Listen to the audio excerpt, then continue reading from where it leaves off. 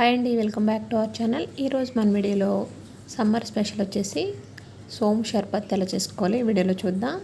ఇది సమ్మర్లో తీసుకున్నామంటే ఒంట్లో వేడంతా పోతుందండి. ఎంతో టేస్టీగా సింపుల్గా 10 నిమిషాల్లో చేసుకోవచ్చు సోమ్ షర్బత్. లేట్ చేయకుండా వీడియోలోకి వెళ్ళిపోతామా. ముందుగా దీనికోసం మిక్సీ జార్ తీసుకొని సోంపుని 2 టేబుల్ స్పూన్ వేసుకోవాలి. ఒక 5-6 మిరియాలు, ఒక ఇలాచి,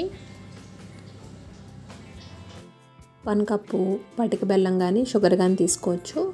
నేను అది సగం ఇది సగం తీసుకున్నానండి. దీన్ని కూడా మిక్సీ జార్లో వేసుకొని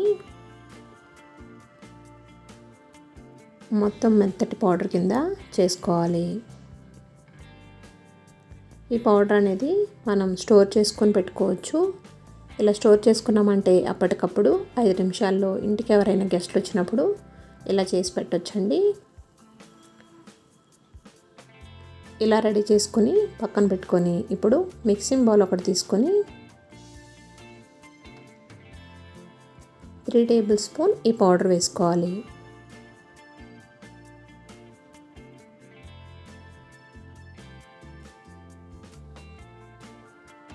ఇప్పుడు ఈ పౌడర్లో కూలింగ్ వాటర్ కానీ లేదా కుండలో వాటర్ కానీ వేసుకోవచ్చండి. నేను కూలింగ్ వాటర్ వేసుకుంటున్నాను. 2 గ్లాసెస్ కూలింగ్ వాటర్ యాడ్ చేసుకొని 1/2 టేబుల్ స్పూన్ సాల్ట్ యాడ్ చేసుకోవాలి. అదేవిధంగా ఒక నిమ్మకాయని తీసుకొని ఇలా రసం పిండుకోవాలి.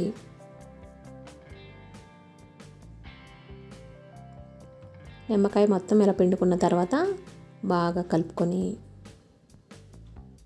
ఈ పౌడర్ అంతా వాటర్లో బాగా మిక్స్ అయ్యేటట్టు కలుపుకోవాలి.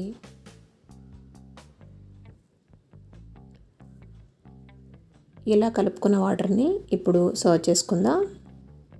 ముందుగానే నేను 1 టేబుల్ స్పూన్ సబ్జాల్ని ఇలా నానబెట్టుకున్నాను. సబ్జాలు అనేవి ఈ సమ్మర్లో వేడిని తగ్గిస్తాయండి. ఒంటిలో హెల్త్కి కూడా చాలా మంచిది. ఇమ్యూనిటీ బూస్టర్లా పనిచేస్తుంది ఈ షర్బత్ అనేది. ఇలా 2 టేబుల్ స్పూన్ సబ్జాలు వేసుకొని స్ట్రెయినర్తో ఈ వాటర్ని ఇలా వడగట్టుకోవాలి. ఎక్కడైనా జీలకర్ర పలుకులు అనేవి తగిలితే పిల్లలు ఇష్టపడరు కాబట్టి ఇలా స్ట్రెయినర్తో వడగట్టుకొని సర్వ్ చేసుకోవాలి. ఇది టేస్ట్ మాత్రం చాలా బాగుంటుందండి. కావాలంటే ఐస్ క్యూబ్స్ కూడా యాడ్ చేసుకోవచ్చు. నేను యాడ్ చేయడం లేదు. ఇలా రెడీ చేసుకొని ఫ్రిడ్జ్లో స్టోర్ చేసుకొని ఈవినింగ్ టైంలో ఇలా సర్వ్ చేసుకున్నామంటే టేస్ట్ అనేది చాలా బాగుంటుంది. వీడియో నచ్చితే తప్పకుండా లైక్ చేయండి, షేర్ చేయండి, సబ్స్క్రైబ్ చేసుకోండి. Thanks for watching.